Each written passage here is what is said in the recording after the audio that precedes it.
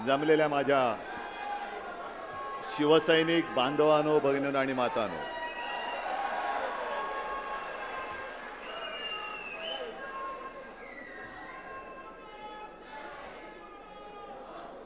अन्यायाविरुद्ध लढण्यासाठी, ढोंगावरती लाथ मारण्यासाठी ज्यांनी महाराष्ट्रामध्ये जी एक ठिणगी पेटवली त्या शिवसेना प्रमुखांचा आज जन्मदिवस आहे। साहजिकच आहे, एक पुत्र म्हणून तर नक्कीच, पण त्यांचा एक कट्टर कडवट शिवसैनिक म्हणून तुमच्या बरोबरीने मी त्यांना नम्र अभिवादन करत आहे। बऱ्याच वर्षांनंतर आज आपलं असं अधिवेशन किंवा शिबिर होत आहे। विषय खूप आहेत, पण आज एक रामायणातले बारकावे संजय राऊत यांनी जे सांगितले, म्हणजे रामदास स्वामींनी मनाचे श्लोक सांगितले होते, तसे यांनी सामनाचे श्लोक सांगितले। म्हणजे सामना कसा करावा म्हणून सामनाचे श्लोक। आणि खरंच आहे की संजय, आपण, सुषमाताई, आपण प्रभू श्री रामचंद्राचा अनुयायी कसा असायला पाहिजे म्हणून माझा उल्लेख केला। संयम, एकवचनी, एकपत्नी, आता तुम्ही म्हणाला, आणि ते खरंच आहे। ते काय वेगळं सांगण्याची गरज नाहीच। पण आज जे काही रामाचे मुखवटे घालून रावण फिरतायत,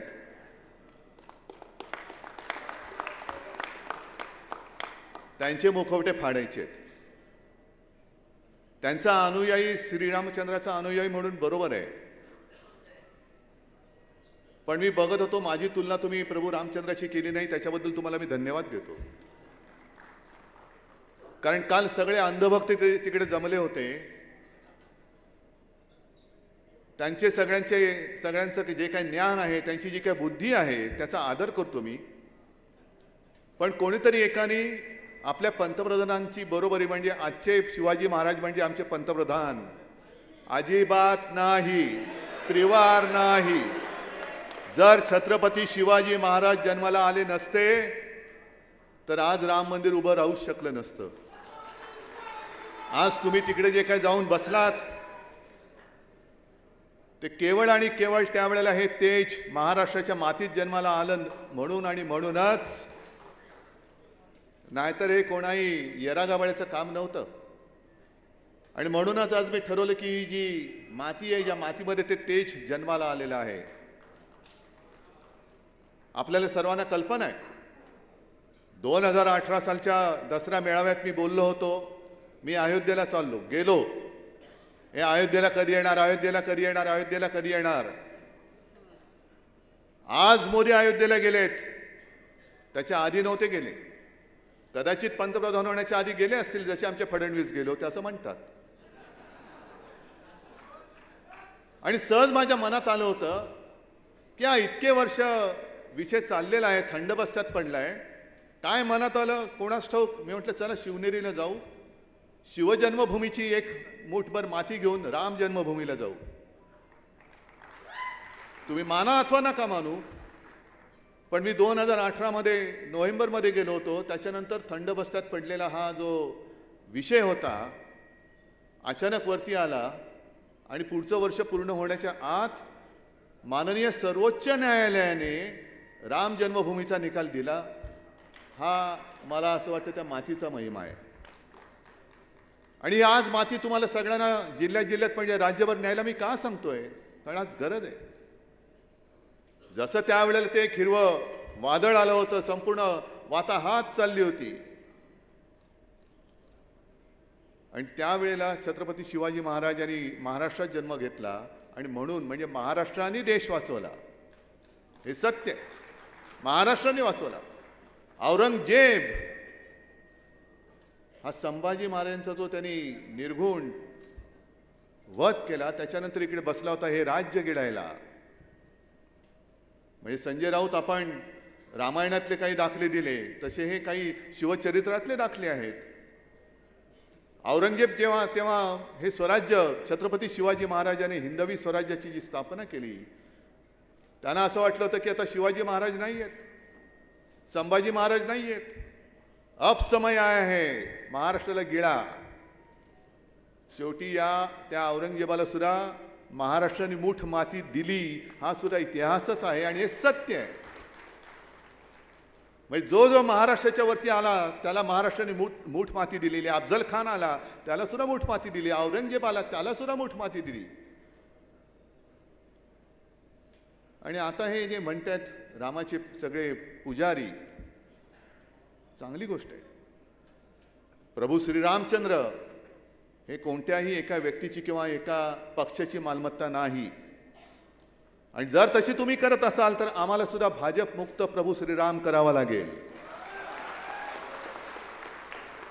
भाजप मुक्त श्रीराम म्हणजे नुसतं जय श्रीराम नाही, भाजप मुक्त जय श्रीराम. काय चाललंय हे आज? म्हणजे ज्यांनी तुम्हाला तिथपर्यंत पोहोचवलं शिवसैनिक तुमच्या सोबत होते. बाकी मी त्या सगळ्या इतिहासात जात नाहीये. ते प्रदर्शन बघा काय काय, त्याच्यात स्वतः सुभाष देसाई सुद्धा होते. आणि आज आपल्या संध्याकाळच्या सभेमध्ये तेव्हा जे काही कारसेवक गेले होते त्यातले काही आजपर्यंतच्या सगळ्या वर्षांमध्ये आपल्यात ते नाही आहेत, आपल्यातले निघून गेले. पण जे आहेत आणि इकडे येऊ शकले ते सुद्धा आज संध्याकाळी येणार आहेत. महेश्वरे कोणी घ्यायचं? बरं घेतलं तर घ्या, माझं काहीच म्हणणं नाहीये. पण निदान प्रभू श्रीरामचंद्राचा एक तरी गुण तुमच्यामध्ये आहे हे तरी आम्हाला कळू द्या. एक तरी गुण. प्रभू रामचंद्र हे सत्यवचनी होते, एकवचनी होते. मग तुम्ही ज्या शिवसेनेने तुम्हाला त्या गादीपर्यंत पोहोचवलं त्या शिवसेनेला वचन मोडणारे तुम्ही राम भक्त कसे काय होऊ शकता? तुम्ही कसे काय होऊ शकता? आणि संजय, तुम्ही जे सांगितलं की प्रभू रामचंद्रांनी काय काय केलं, का केलं, वालीचा वध का केला, आणि आपल्याला सुद्धा वालीचा वध का करावा लागेल? कारण त्यांनी आपली शिवसेना पळवलेली आहे. ज्यांनी माझ्या भगव्याशी प्रतारणा केली आणि आपल्या स्वतःची आपल्या हक्काची शिवसेना जो पळवणारे कोणी असतील, वाली असतील, आणखीन कोणी असतील, आणि त्यांचा कोणीही वाली असेल तरी त्याचा आम्ही राजकारणात वध केल्याशिवाय राहणार नाही. हा खरा निर्धार करा. हा खरा निर्धार करा. कारण आता सगळं राममय झालेलं आहे. पण जनतेचे प्रश्न तसेच आहेत. झाला कालचा इव्हेंट झाला, राम की बात हो गई, अभी काम की बात करो. अभी काम की बात करो. चलो हो जाने दो चर्चा. कामावरती चर्चा करा. तुम्ही 10 वर्षात काय केलं, 75 वर्षात काँग्रेसने काय केलं, तुम्ही 10 वर्षात काय केलं हे पहिले सांगा आता. कारण आज मी पेपरमध्ये वाचलं की आता समर्थ देशाला समर्थ करणं. मग 10 वर्ष काय अंडी बुवत होतात? 10 वर्ष काय करत होतात? म्हणजे पहिल्या 5 वर्षामध्ये पंतप्रधान जगभर फिरत होते पण अयोध्येला गेलेले नव्हते. आता सुद्धा लक्षद्वीपला गेले, मणिपूरला गेले. बाकीचे विषय मी आज संध्याकाळी सांगणार आहे, ते बोलणारच आहे. मणिपूरला पण नाहीच गेले. मणिपूरला तर नाहीच गेले. मणिपूरला गेले नाहीत म्हणून मी म्हटलं ना बाकीचे विषय मी संध्याकाळी बोलणार आहे. पण हे आता जे विषय अरविंद सावंत यांनी मांडले, कामगार सगळा बेकार होतोय, म्हणजे सगळे नुसतं राम राम राम राम करायचं, राम राम करायचं देश जगाला. अंबादास जे बोलले, अंबादास तुम्ही म्हणालात की गेल्या वर्षभरात किंवा काही महिन्यात अमरावती जिल्ह्यात जवळपास 1100 शेतकऱ्यांनी आत्महत्या केल्यात. अमरावती जिल्ह्यात काय पीक विमा मिळाला, नुकसान भरपाई मिळाली, कोण देणार? नोकऱ्या मिळाल्या, 2 कोटी नोकऱ्या कुठे आहेत? मग हे जे काय असं सगळ्यांना भारावून टाकलं जातंय की कोणाला तरी पकडतात आणि यांच्यामुळे मला हक्काचं घर मिळालं. साफ झूट आहे, अजिबात नाही. म्हणजे सगळी चॅनल्स मी त्यांना दोष देत नाही, कारण दबाव एवढा आहे की ते जे म्हणतील तेच दाखवावं लागतं. आणि आता सुद्धा मला कल्पना नाही, लाईव्ह दाखवत असतील किंवा काही ठिकाणी केबल सुद्धा बंद केले जातात. हे तुमचं रामराज्य? अरे हिम्मत असेल तर समोरासमोर मैदानात या ना, मग बघू कोण काय आहे ते. मैदानात या. पण आज जे माझे शिवसैनिक होय, मी माझे बोलतो कारण माझी ती वडिलोपार्जित संपत्ती आहे. होय, मी घराणेशाही असेन, पण माझी ही घराणेशाही घराण्याचा वारसा आहे. म्हणून हे सगळे शिवसैनिक मला वारसे हक्काने मिळालेले आहेत, चोरून मिळालेले नाही आहेत.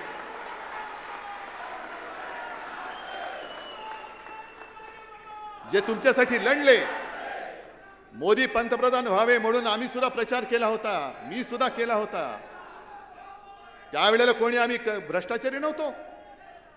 जे वर्षानुवर्ष शिवसैनिकांनी खस्ता खाल्ल्या आणि तुम्हाला ते दिल्ली नाही तर दिसलेच ती. तुमच्या पुचाट भाजपावाल्यांमुळे तुम्हाला दिल्ली दिसलेली नाही, माझ्या वीर मर्द शिवसैनिकांमुळे तुम्हाला दिल्ली दिसलेली आहे. आणि ते सगळे शिवसैनिक आज गुन्हेगार. अनिल परब गुन्हेगार, रवींद्र वायकर गुन्हेगार, किशोरीताई गुन्हेगार, सूरज गुन्हेगार, सगळे गुन्हेगार. जेव्हा मुंबईमध्ये दंगली पेटल्या होत्या तेव्हा हे सगळे माझे शिवसैनिक आहेत. तुम्ही सुद्धा आहात. तुम्ही सुद्धा गावागावामध्ये हिंदूंचं रक्षण केलं होतं. आम्ही विचारत नाही बसलो शिवसेनेचा आहेस का भाजपचा आहेस. पण यांनी तिकडे मार खाल्लेला आहे, पोलिसांनी तुडवलेला आहे, लष्कराने तुडवलेला आहे, तुरुंगवास भोगलेला आहे. श्रीकृष्ण अहवालाच्या माध्यमातून जो काय अहवाल आला, आपण केराच्या टोपलीत टाकला होता. मनोहर जोशी मुख्यमंत्री होते, वाजपेयीजींनी सांगितलं नीतिमत्ता ना ऐसा नाही करना चाहिए. मग घेतला आणि आम्ही गीता म्हणून पूजन केलं त्याचं. कारण त्यांना माहिती होतं त्याच्यात भाजपवाले नाही सापडणार, शिवसैनिक सापडणार आहेत. भाजपवाले होते कुठे? हे सगळे माझे शिवसैनिक. तुम्ही त्यांच्यावरती आज खोट्या. राजन साळवी आहे, राजन साळवी आणि कुटुंब आत्ता सुद्धा आलेत, मला भेटले.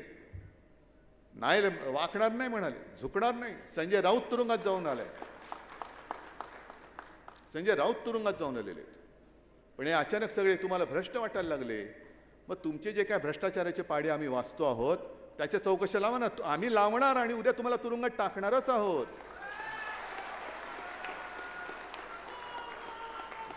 मुंबई महापालिकेचा घोटाळा काढतायत. मुंबई महापालिकेमध्ये घोटाळा झाला, करोना काळामध्ये घोटाळा झाला, काढा. ठाणे महापालिका काढा, पिंपरी चिंचवड काढा, पुणे काढा, नागपूर काढा. नवे माझं तर म्हणणं आहे पीएम केअर फंडाचा सुद्धा घोटाळा काढा. काय पीएम केअर म्हणजे मी मागे बोललो होतो, पीएम केअर म्हणजे काय? ते हास्य जत्रेमधले प्रभाकर मोरे केअर फंड नव्हता तो. अरे वसाड्या पैसे दे. पीएम केअर म्हणजे काय? पंतप्रधान मदत निधी ना का काय? तो म्हणे खाजगी आहे. म्हणजे कोणाचा आहे? उद्या तुम्ही पंतप्रधान नसणार, मग तो पैसा कोणाकडे जाणार? का घेऊन जाणार घरी? मग त्याच्यामध्ये हा काय लाखो करोडो रुपये तिकडे जे जमवलेत आणि ते कोणाकडे गेले त्याचा हिशोब पहिला द्या. मग माझ्या भ्रष्ट नसलेल्या शिवसैनिकावर तुम्ही भ्रष्ट बुद्धिवाल्यानो भ्रष्टाचाराचे आरोप करा. पण यांचा भ्रष्टाचार काढला तर एखाद दिवस बातमी चालली तर चालते, वरून दम आला की बंद होते. हे तुम्हाला करायचे. हे नुसते कलश घेऊन घागरी घुमतात तसं घुमत नाही बसायचं महाराष्ट्रामध्ये. महाराष्ट्र पेटवायचा आहे, महाराष्ट्र जागवायचा आहे. यांचे जे काही घोटाळे आहेत, अगदी महाराष्ट्रामध्ये आता जवळपास तो ॲम्ब्युलन्सचा, अरे काय नालायकानो, तुम्ही रुग्णवाहिका जी गरिबांना सेवा देणारी रुग्णवाहिका त्याच्यामध्ये 8,000 कोटीचा घोटाळा करतात. 8,000 कोटी. किशोरीताईंवरती काय आरोप? काय ते कसल्या बॅग? Body bag. अहो कॅगचा अहवाल आहे, जिथे जिथे भाजप प्रशासित राज्य त्या राज्यामध्ये करोनामध्ये जे मृत पावलेले आहेत त्या मृतदेहांवरती सुद्धा उपचार करून ह्या लोकांनी टाळूवरचं लोणी खाणारी अवलाद आहे. सीएजीचा रिपोर्ट आहे माझ्याकडे रिपोर्ट. काढीन काढायचं तर त्याचंही प्रदर्शन भरवा. एका बाजूला 8,000 कोटीचा घोटाळा करतायत, त्याच्याबद्दल प्रश्न विचारायचा नाही. तिकडे मृतांवरती उपचार करून म्हणजे ते जिवंत आहे असे दाखवून त्याचे पैसे तुम्ही काढताय. त्या घोटाळ्याबद्दल कोणी बोलायचं नाही. आणि अक्षरशः जीवावरती उदार होऊन माझ्या महाराष्ट्राने त्या करोनाशी लढा दिला, त्याचं कौतुक जागतिक पातळीवरती झालं. त्या माझ्या शिवसैनिक आणि माझ्या प्रशासनाला तुम्ही बदनाम करून टाकता. घोटाळ्याची सुरुवात तुमच्या पीएम केअर फंडापासून झालेली आहे, तिथून झालेली आहे. त्याचा तुम्ही हिशोब देत नाही. अरे स्वच्छ असाल तर हिशोब द्याल, स्वच्छच नाही तिकडे हिशोब कसला देणार तुम्ही? आणि हे ईडी बीडी सगळ्या त्यांचे जे घरगड्यासारखे जे राहत आहेत, त्यांचे काही घरगडे आमच्याकडे पण द्या, आम्ही सांगतो त्यांच्यावरती धाडी टाका. आम्ही सांगतो त्यांना तिकडे जा आणि धाडी टाका. आणि केवळ महाराष्ट्रामध्येच नाहीये, अगदी आपल्या बाजूला कर्नाटकामध्ये आता तिकडे काँग्रेसची सत्ता आली, तिकडे त्यावेळेचे जे भाजपचे मंत्री होते बसवराज पाटील का काहीतरी नाव आहे त्यांचं, त्यांनी सांगितलेले त्यांच्यावरती कोणीतरी काय आक्षेप घेतला, आरोप केला, त्यांनी भाजपला आव्हान दिलं, याद राखा मला नोटीस पाठवली तर मी तुमचे 40,000 कोटीचे घोटाळे बाहेर काढीन. काय उखडलं तुम्ही बसवराज पाटलांचं? त्यांनी सांगितलं की हे मास्क त्यांनी किती किमतीला विकत घेतले, आणखीन काय काय होतं आणि त्या किती किमतीला विकत घेतलं.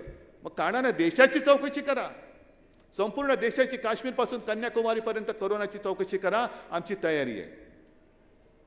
पण तुम्ही जे सिलेक्टेड चाललेले की अगदी सुद्धा आता सुरतच्या याच्या बाबतीत सुद्धा कंपनी आहे, त्या कंपनीतले त्या गटात गेले, मिंदे झाले, त्यांना सोडलं, आणि जो सूरज ताठ मानेने आपल्या शिवसेनेत राहिला त्याला तुम्ही तुरुंगात टाकताय. हे सुद्धा मी जनता न्यायालयात घेणार आहे. हे जे काही यांचे बुरखे आहेत ना, ते मध्ये एक ते टीव्हीवरती आलं होतं, तो तोतला कोण, तसं यांना जनतेच्या न्यायालयात करायचंय, तसं यांना जनतेच्या न्यायालयात करायचंय. म्हणून आजचं हे अधिवेशन आहे, नुसतं मला सत्ता पाहिजे, मला सत्ता पाहिजे नाही, मला माझ्या देशाला, माझ्या महाराष्ट्राला जगवायचं आहे, टिकवायचं आहे. आणि पुन्हा सांगतो, जे जे महाराष्ट्रावरती चालून आले त्यांना कसं गाडून टाकणारा महाराष्ट्र आहे, त्याचा पुन्हा इतिहास मला लिहायचा आहे. हे म्हणे काँग्रेस सोबत गेले, हिंदुत्व सोडलं, काँग्रेस सोबत गेले, शिवसेनेची काँग्रेस झाली. अरे 30 वर्ष भाजप सोबत राहून आम्ही निर्लज्ज भाजपवाले नाही झालो तर काँग्रेसवाले काय होऊ?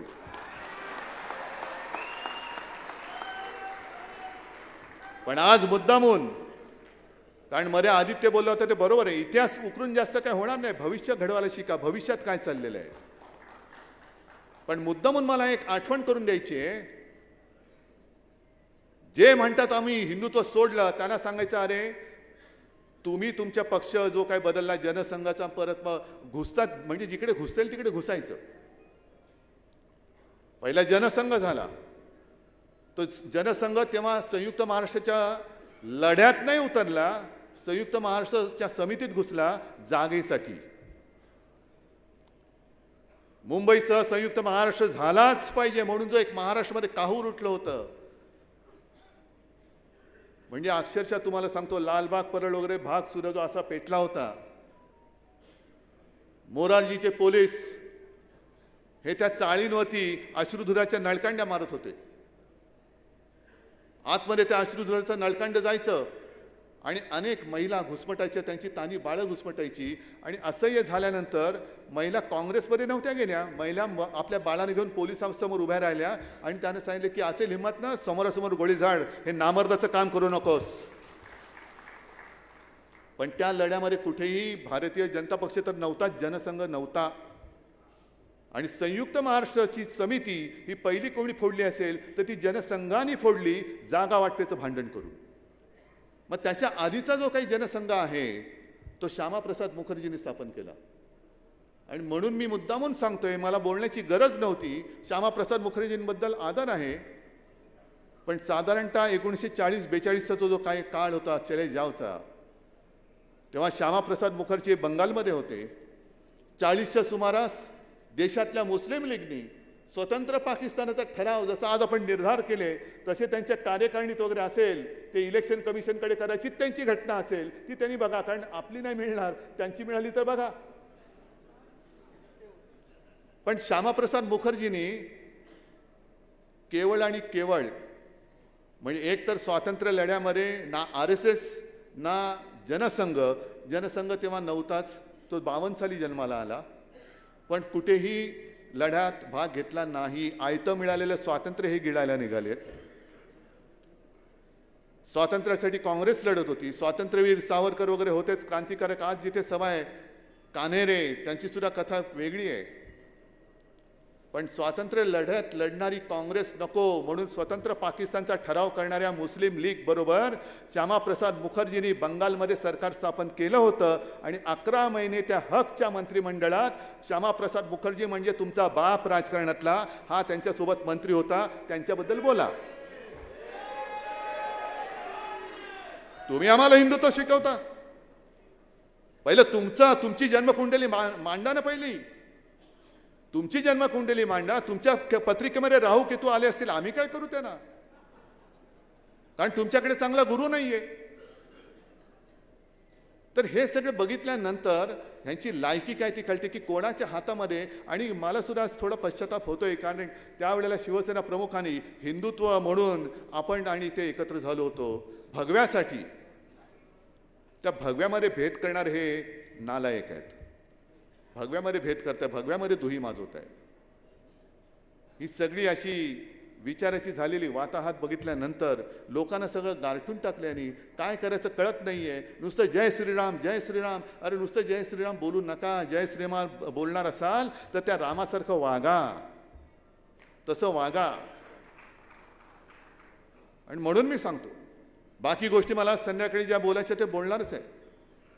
पण मगाशी संजय राऊत तुम्ही काय बोललात ना, काय उद्याचा दिवस आपला आहे.